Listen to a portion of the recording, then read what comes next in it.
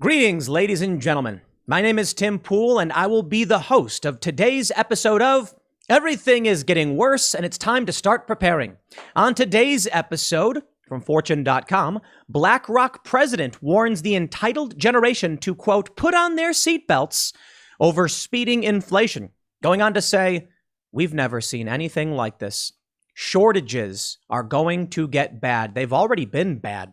Over the past 2 years, we've seen food prices skyrocket, difficulty in getting some food items periodically, and we even now have Donald Trump coming out and saying the U.S. is like a third world country because grocery stores don't have bread, Tiffany and hardware stores are missing products, and furniture takes 9 months to be delivered. A trucker has come out, independent trucker Michael Whitaker, saying, we're going to have a lot of bankruptcy over these rising diesel prices. My friends, everything is tied together. And as people like AOC come out and say the Democrats need to go further left, I need only tell you that much of this is the fault of left-wing politics and Democrat policy.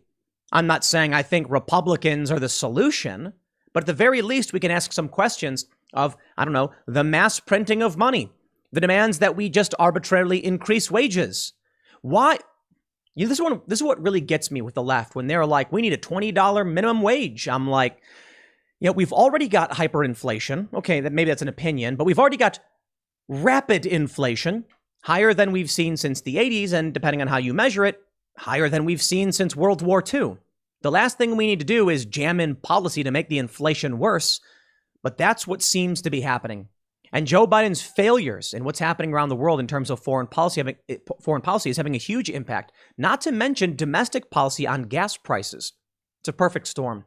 Joe Biden certainly deserves some of the blame, and I do believe that if Donald Trump had remained president, we would have averted much of this crisis. Why? Donald Trump securing our borders, bringing manufacturing back to the U.S. But you see, all of these Democrats and media personalities just hated the mean tweets so much that they brought in the Democrat establishment, which has neglected our borders, neglected manufacturing, neglected U.S. energy independence. A storm was coming. Donald Trump may not have known to what extent the storm was coming, but he certainly sought to bunker down and prep. And this is such a great example of the broken mentality between left and right. Donald Trump was this great American nationalist prepper saying, we got to do all of these things to make sure our country is secure. And the Democrats were the ones saying, he's hurting us. None of this matters. We need more international trade. It's like the ant and the grasshopper. Well, now that Joe Biden Democrats are reeling from this with abysmal polls and warnings from wealth management firms, now Joe Biden's coming out and saying, we got to build American and secure our borders. And I'm a capitalist. Too little, too late, my friends. Millennials are struggling. Now, on a more silly note, avocado prices are through the roof. I think around like 80 or so %. That is going to wake up a lot of people. And I'm half kidding, but millennials really want their avocados, ain't going to be able to get them. They were expensive as it is. But in reality, millennials are likely going to break away from the Democrats due to escalating home prices. Of course, many of them may just keep doubling down, being like, well, if I can't afford a house, the government should do something, which is what's causing the problem in the first place. But I'm sure a lot of these people are going to say, I can't buy a house. So many millennials have moved to buy houses, and they keep getting outbid by groups like BlackRock. So when he comes out and he's like, warning, brace for the worst, we're like, yeah, it's partly your fault, dude. But here we go, my friends. I don't know what's going to happen to U.S. millennials, but we're seeing shortages internationally, supply chain across the board. And we also have reports that in Spain and Germany, inflation has reached record levels. Gas prices are through the roof. So yeah, put on your seatbelt, ladies and gentlemen, and let's get ready for today's episode of Everything is Getting Worse, and it's time to prepare, featuring Tim Pool. Before we get started, my friends, head over to Timcast.com, become a member to help support the work we do. If you like watching the show about how everything keeps getting worse, and, apologies for constantly having segments about how everything is getting worse. It's not always getting worse, truth be told. I'm kind of, I'm half joking. It is getting bad. But if you like the videos I make, you like the work we do at Timcast.com, please become a member, because that makes us censorship resilient in the event that we get booted off the web. We've got Timcast.com to keep the company floating. As a member, you'll get access to exclusive episodes of the Timcast IRL podcast with all of our awesome guests. That's up Monday through Thursday at 8 p.m. You'll keep our journalists employed, and you will help us continue this work in the event we get booted, as I stated. But don't forget to like this video, smash the like button, subscribe to this channel, and share it. Click the share button, post it wherever you can. Grassroots marketing is more powerful than anything. So seriously, if you really do want to help and you don't want to be a member or you can't afford it, just share the videos. It's very powerful. Here we go with the first story from Fortune.com. BlackRock president Rob Kapito warned that a very entitled generation of people would soon have to face shortages for the first time in their lives as some goods grow scarce because of rising inflation. For the first time, this generation is going to go into a store and not be able to get what they want, Kapito said Tuesday at the Texas Independent Producers and Royalty Owners Association Conference, an annual oil and gas industry convention. We have a very entitled generation that has never had to sacrifice, Kapito added. Without stating exactly which generation he was referring to, Kapito said that many people who had always had everything available to them at the supermarket would soon face scarcity inflation, the consequences of shortages in anything from workers to oil, housing, or silicon chips. I would put on your seatbelts because this is something that we haven't seen, said Kapito, who co-founded BlackRock, the world's largest asset manager, along with CEO Larry Fink and retired Vice President Susan Wagner. Now, which generation do y'all think he's referring to? I don't think I need to explain it. He's talking about millennials. Now, maybe a little bit of Gen X in there, but for the most part, he's talking about millennials. Why? Well, we had shortages, I believe, in the late 70s and 80s. Inflation was through the roof. Interest rates were insane. And a lot of Gen Xers were little kids at this time, and so they saw it to a certain degree.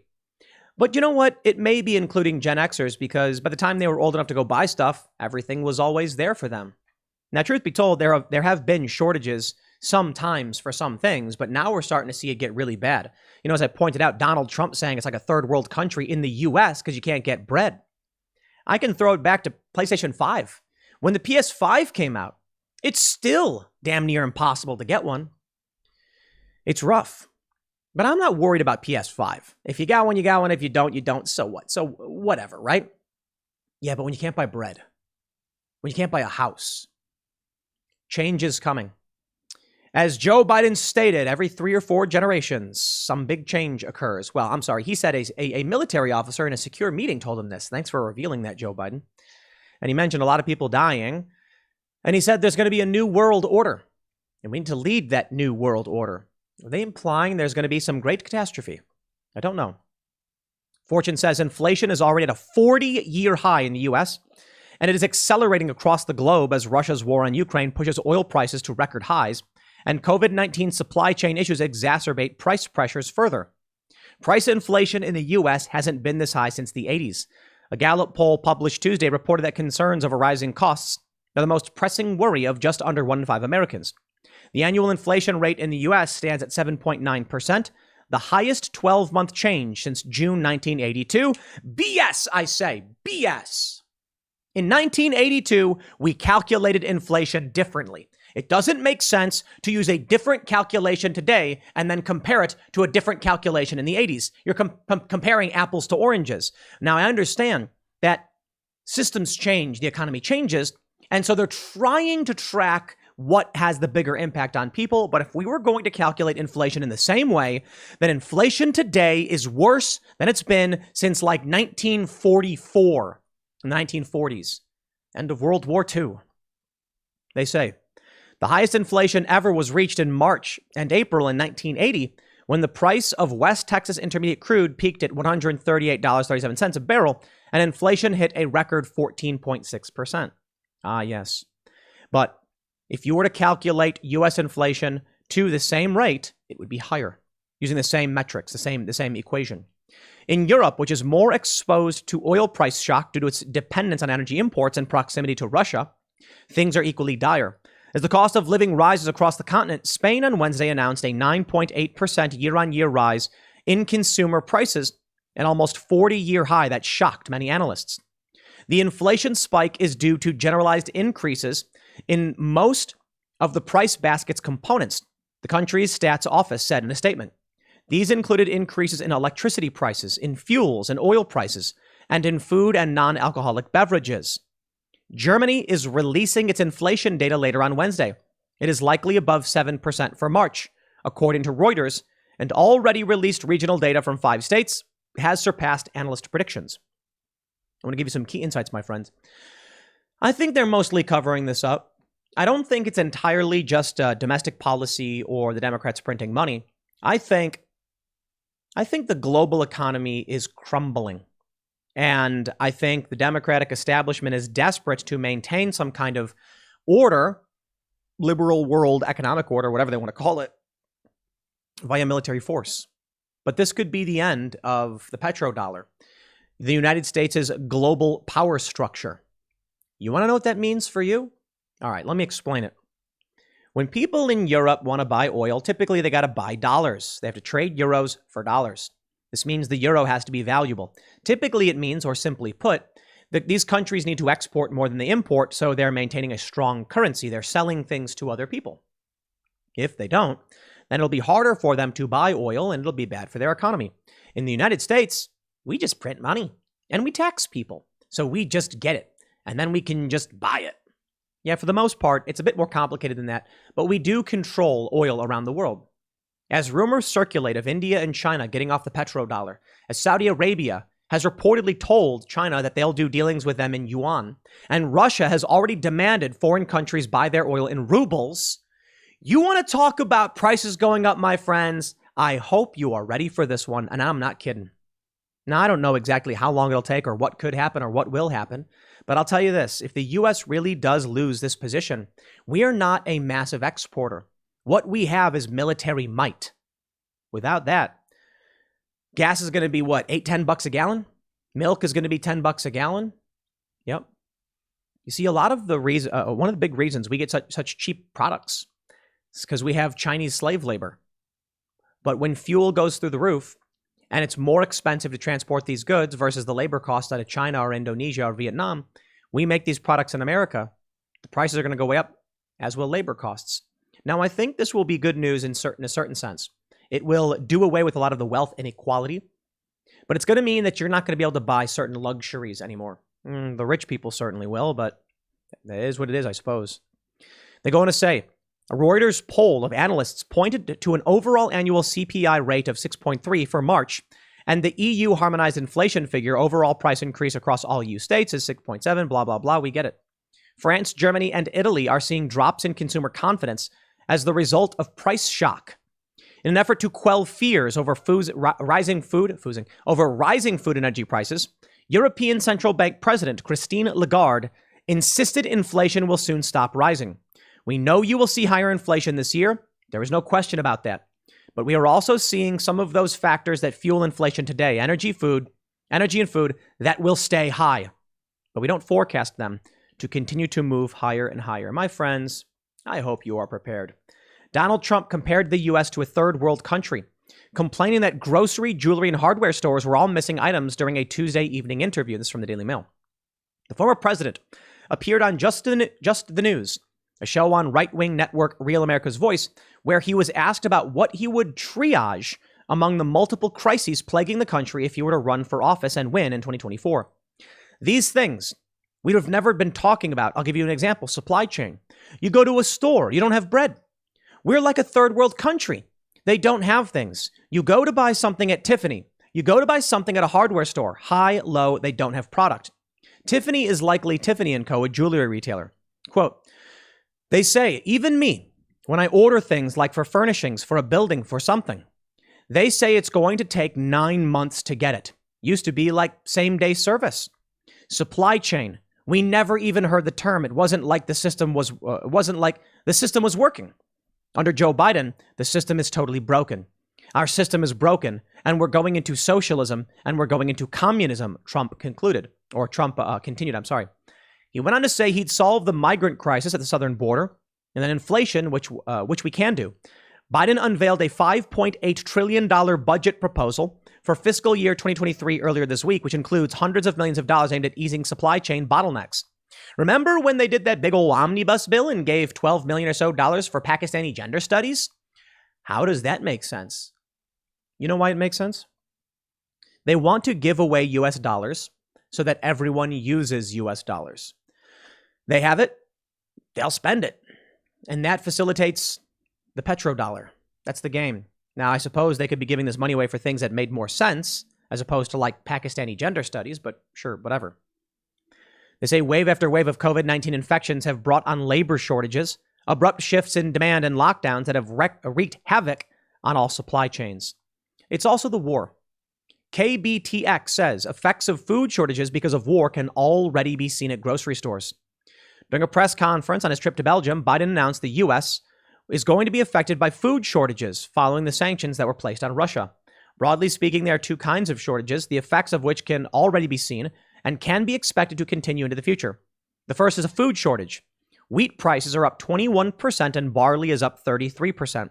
The second category is fertilizers, which are critical inputs into foods. The prices of fertilizers are already up for 40%. I actually believe it's substantially more than that. The reason for these shortages: Russia and Ukraine make up more than 30% of the global wheat market and are considered the breadbasket of Europe. Robertson noted that some people have speculated that was one of the reasons why Putin wanted to intervene, was to control the breadbasket of Europe. You know what? Spare me. I'm not buying that. Putin doesn't care about bread. Though they get their food there, he wants control. He wants geopolitical control. And I'm sure bread may be a grain of sand, but in a heap. Robertson summarized the situation by saying, not only are we seeing some shortages due to supply chain disruptions, which affect supply, but also because the planting is not happening and the distribution is not happening. So the supply shock is what's driving up prices significantly.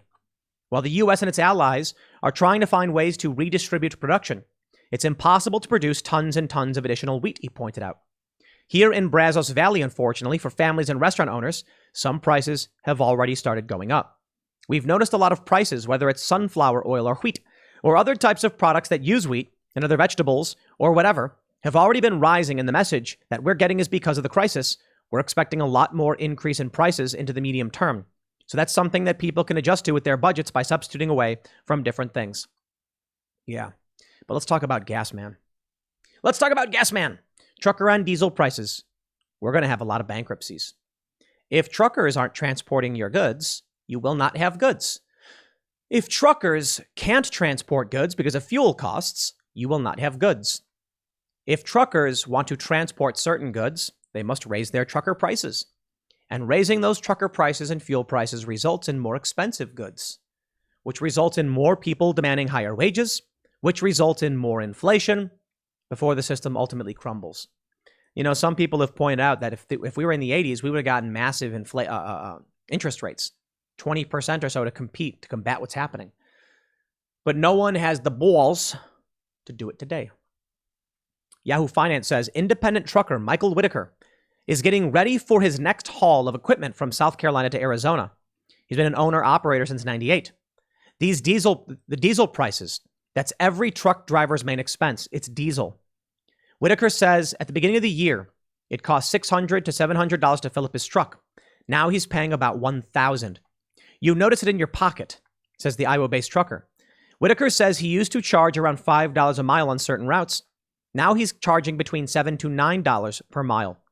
He also uses a discount fuel card, an app which identifies the most economical stations where he can fill up on his routes. Although the industry standard is to apply a fuel surcharge to freight costs, drivers don't always see that money passed along to them. Saying, we're making the assumption that the drivers would all be recipient of fuel surcharges, and that's not necessarily always the case, said Todd Spencer, president of the Owner-Operator Independent Drivers Association. Sometimes others that would be intermediaries or similar in trucking, they may keep some of it, they may keep all of it, and not pass it through. Now, that does happen as well. It shouldn't, but it does. As of last Monday, the cost of diesel was $1.94 higher than it was a year ago. For our guys, the majority of truckers will burn between $18,000 to $18,000 to 20,000 gallons of fuel a year. So looking at those costs, you're talking about $90,000 to $105,000 a year just on fuel. Most goods are hauled around the country by truck and rail using diesel fuel to power their engines, and diesel prices are going up more than gasoline prices, strategist Andy Lepau wrote in a recent email to investors. FedEx, UPS, and Amazon delivery services are all being impacted by the soaring diesel prices. and they eventually are going to have to raise their rates. So pay attention, because it'll hit everything. Millennials, I warn you, my friends. Price of avocado and guacamole climb 81% to $39 per 9-kilogram box, the highest in 24 years, as supplies tighten in Mexico after temporary U.S. ban on imports. You know what, man? Maybe this one's going to make the millennials finally wake up. They're going to walk into their hipster cafe and say, look, I just want to get a double shot of espresso and some avocado toast. Deconstructed, of course. Let me slice the avocado. And they're going to say, no, yeah, we're all out of avocados. And then it's just going to be chaos. Millennials running through the streets, smashing windows, screaming, and, but let's be real. I actually think this will piss off a lot of millennials. Avocados are really good, and they're quite popular among millennials. They're popular among everybody. But no, I think this will contribute. When we saw the Black Lives Matter riots in 2020, it wasn't just about George Floyd. People were angry. They were locked in their cubicle apartments. They wanted out. They wanted to vent. And they were angry about other things too. Shortages, job loss. That first month of the pandemic, our revenue at Timcast dropped by over 50%. It was massive, or around there. I don't know the exact number, but it was massive. And I was legit worried. I was like, whoa, revenue is way down. So it's troubling. It's particularly troubling. Now, guacamole, okay, fine. I suppose that's a silly thing to complain about. How about home prices?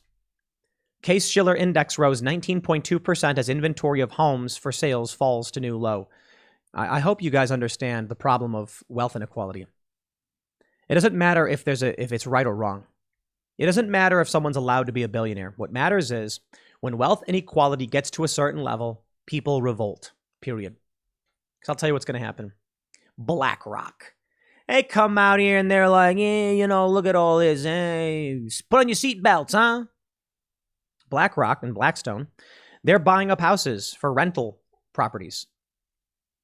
They're not the only ones doing it. They're not the most egregious, or maybe they are, but they're not the overwhelming majority, but they do own a lot of property. I can't tell you how many stories I've heard from people seeing a house being listed on the market, goes for maybe like $200K, and they'll say, I'll bid 200, I'll bid asking. They get outbid by somebody else. That's crazy. Now's a good time to be selling your house. But truth be told, some people are saying it's not a good time to buy. I don't know what's going to happen in a year or so. Some people are like, no, wait, things will cool down. They said that 1 year ago. No joke. A year ago, everyone was like, no, things are going to cool down. Now's not a good time to buy. When is a good time to buy? After the global economy collapses and houses go abandoned and you pick them up for $1? Maybe, I guess. And maybe that's where we're headed. So I wonder, is now the time to sell? I suppose if you own a bunch of properties, you're going to get a great price for your property. But what if it keeps going up? Then you can't buy back in. So no. I think if you can get a house, you want to own as soon as you can. But that's just me. I don't know. I'm not going to tell you what to do because for all I know, it is a bad idea. The Wall Street Journal reports home price growth accelerated in January as the supply of homes for sale fell to a new low. The S&P CoreLogic Case-Shiller National Home Price Index, which measures average home prices in major metro areas across the nation, rose 19.2% in the year that ended in January, compared with an 18.9% annual gain the month prior. Home prices rose at a record pace in 2021 and have continued to climb this year as home buying demand strongly outpaces the supply of homes for sale. Now, I live in West Virginia, and we're building a new headquarters at another property in West Virginia, investing a lot into West Virginia properties where there seems to be a decent amount. The crazy thing is, there were a bunch of houses about a year and a half ago, 2 years ago, that we were looking at. You want to know something crazy? I'll just tell you something crazy. I bought a house, and within like a week, its value went up like 30 grand, and that scared the crap out of me. I was able to get this deal done and fast because the person I was buying from didn't want to bother and was just getting rid of it and said, oh, yeah, sure, fine, whatever.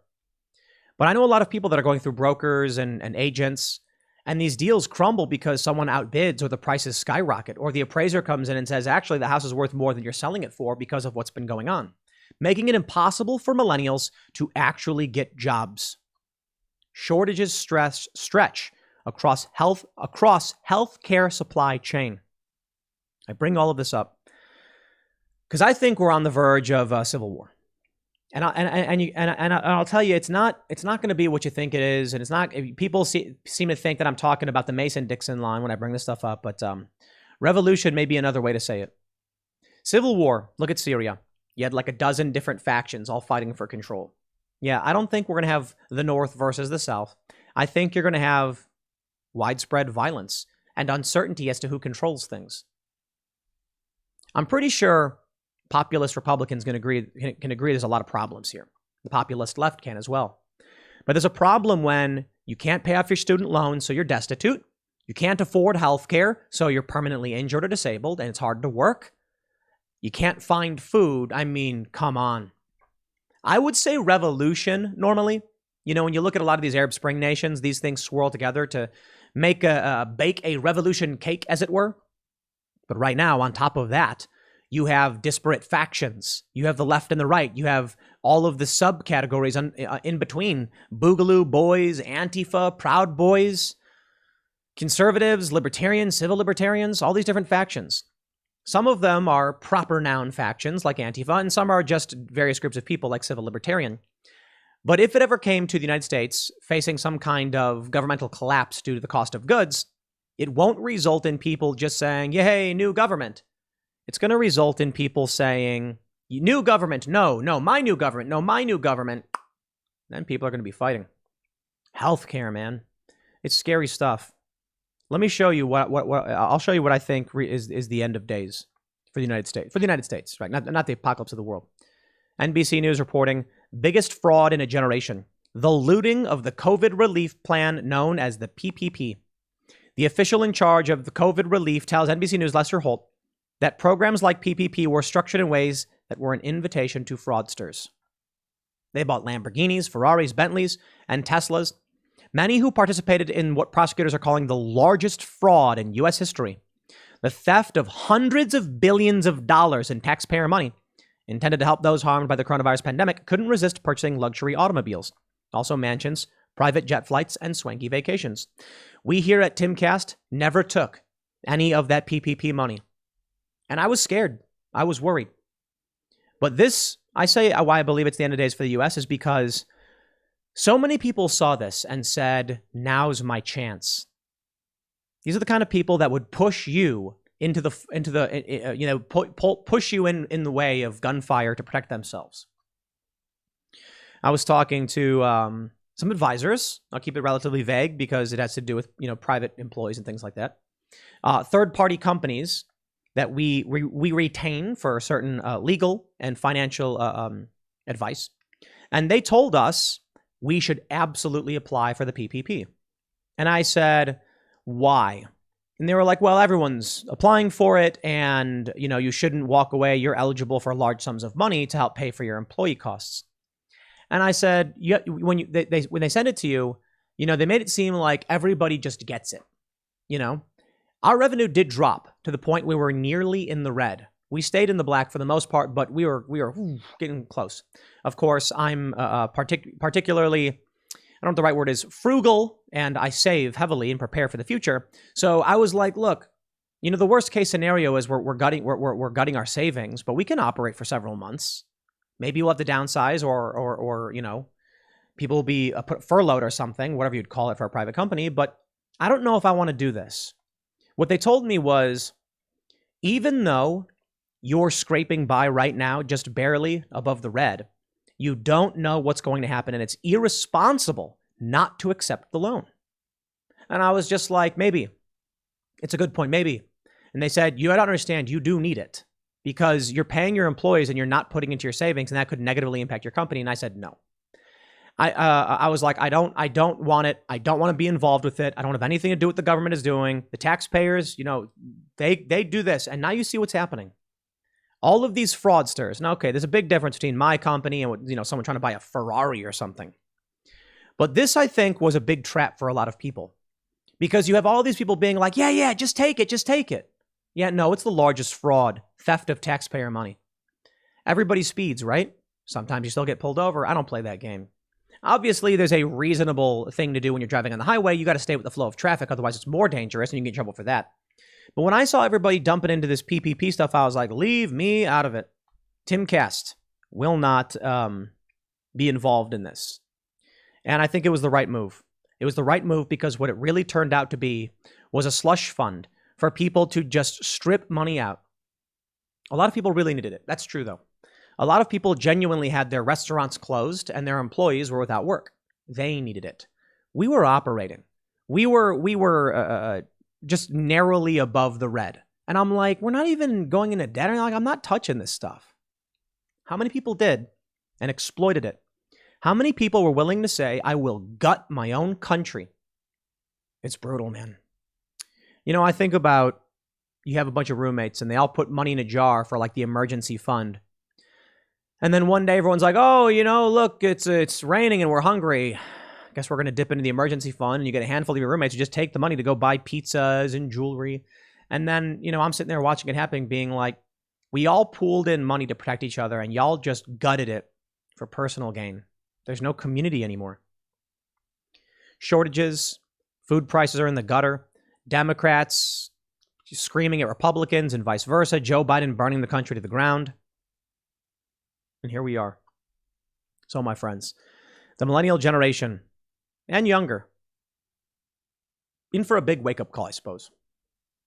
Now, some people have said that the millennial generations have already experienced hardship several times. A pandemic, the financial crash of '08. We're just getting out of college looking for jobs. And what's that? No jobs available. And that's what was happening. So millennials have certainly had some bad stuff. But ultimately, though, they've just been able to get whatever they want despite all of these problems. Not anymore. So where do you think it's going to go? Oh, but damn, AOC and the progressives are saying you got to go further left, but that's only making the problem worse. So maybe that's what'll happen before it all falls down.